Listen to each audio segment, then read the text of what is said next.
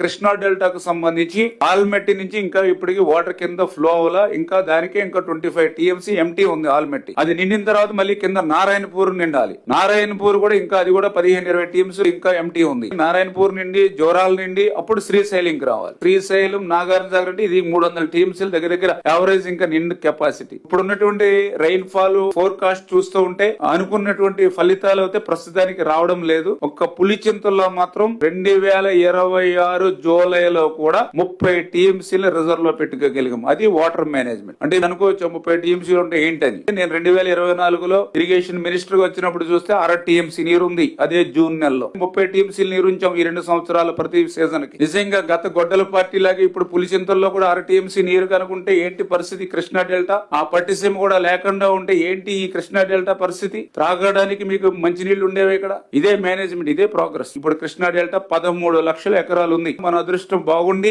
ఆల్మట్టి నారాయణపూర్ జోరాల నిండి మనకి శ్రీశైలం నాగార్జున సాగర్ వాటర్ వస్తే ఈ పట్టిసీమ వాటర్ ని పులిచింతల వాటర్ ని యాడ్ చేసుకుని కొంత సాగులోకి వెళ్ళొచ్చేమో తప్ప పైన రిజర్వాయర్ లోకి వాటర్ రాకుండా ఈ పట్టిసీమ పులిచింతల అంటే ఈ రెండు కలిపితే అంటే 75 మాత్రమే మనకి ఇప్పుడు అవైలబుల్ ఉంది. కానీ వాస్తవంగా కావాలంటే 150 టీఎంసీలు కావాలి కృష్ణా డెల్టాకి. అది కూడా రెయిన్స్ పడితే.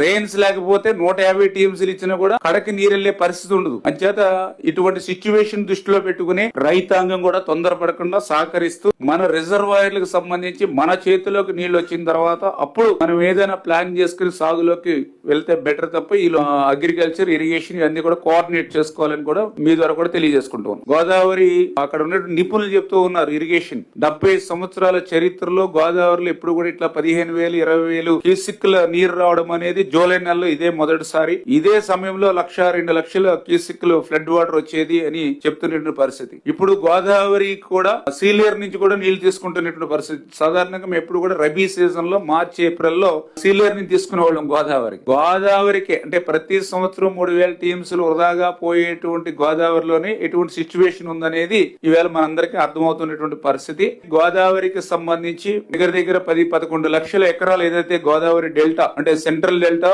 ఈస్టర్న్ డెల్టా, వెస్టర్న్ డెల్టా 3 డెల్టాలకు సంబంధించి ఇప్పటికే మేము 14,800 క్యూసెక్ నీరు మనము ఇస్తూ ఉన్నటువంటి పరిస్థితి. హైయెస్ట్ వాటర్ మనం ఇస్తూ ఉన్నాం వర్కౌట్ చేసి. అయినప్పటికీ కూడా గోదావరి డెల్టాలో కూడా శివారు ప్రాంతానికి కొన్ని ఇబ్బందులు వస్తూ ఉన్నాయి. ఎందుకంటే ఈ డెల్టా సిస్టమ్ ఏదైతే 70% కెనాల్స్ మీద 30% రెయిన్ మీద డిజైన్ చేయబడింది. ఇప్పుడు ఆ 30% రెయిన్ ఫాల్ మైనస్ ఉండడం వల్ల పూర్తిగా కెనాల్ వాటర్ మీదే ఆధారపడి ఉండడం వల్ల ఈ కెనాల్ వాటర్ ని ఫుల్ ఫ్లెడ్జెడ్ గా మనం ఇచ్చినా కూడా స్ట్రెస్ ఉంది కెనాల్స్ మీద. అందుచేతనే ఈ రోజు శివారు ప్రాంతాల వరకు అవకాశం ఉన్నంత వరకు పంపించడానికి వైండం వర్క్స్ గాని అడ్డంకులు గాని అన్నింటినీ తొలగించుకుని గోదావరి డెల్టా వరకు ఆ 10 లక్షల ఎకరాల వరకు 10% హై ప్యాచెస్ మినహాయించి మిగిలిన 90% కూడా నీరందించేటువంటి విధంగా కోఆర్డినేట్ చేసి అందించి ఆ గోదావరి డెల్టా ఖరీఫ్ ను ముందుకు తీసుకెళ్లాలనేది ముందుకెళ్తూ ఉన్నాం.